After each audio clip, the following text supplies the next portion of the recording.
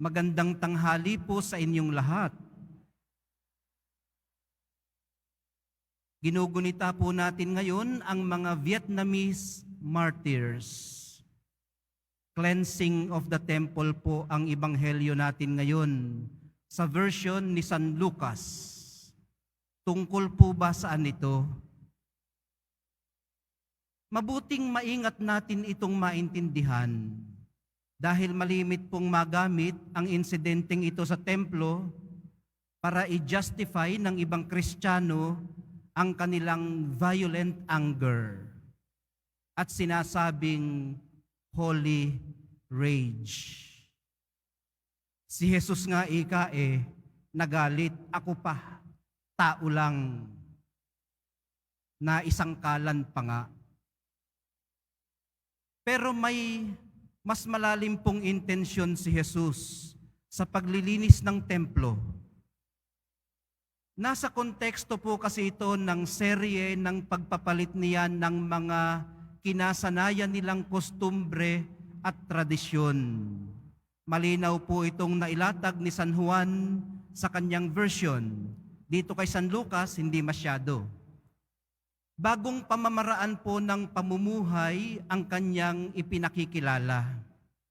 Kung kaya nga po ang tawag sa kanyang mga tagasunod noon ay hindi naman mga Kristiyano, kundi mga people of the way.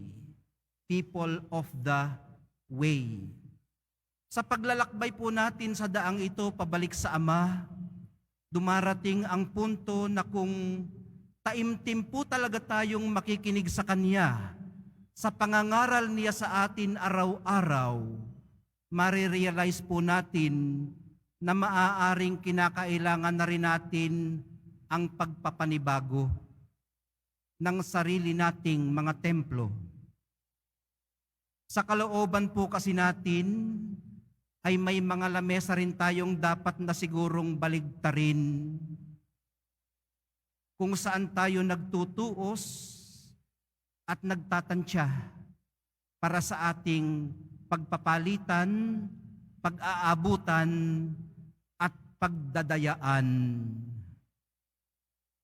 Ang paglilinis na ito ng ating templo, minamahal kong mga kapatid, ay nangangahulugan din ng pagkilala natin kung sino ba talaga ang dapat na doon ay nananahan. Templo po tayo ng Espiritu Santo. Kanya ito. Nararapat lamang na siya ang naririto.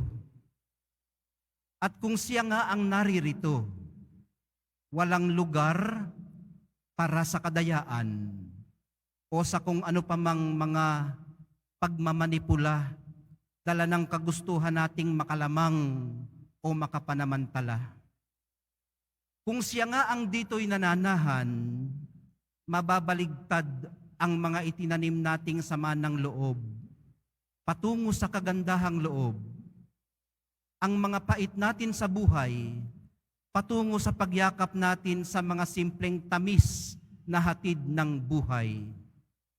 Ang ating mga kahalayan, patungo sa paghanga ng may pagpapakundangan.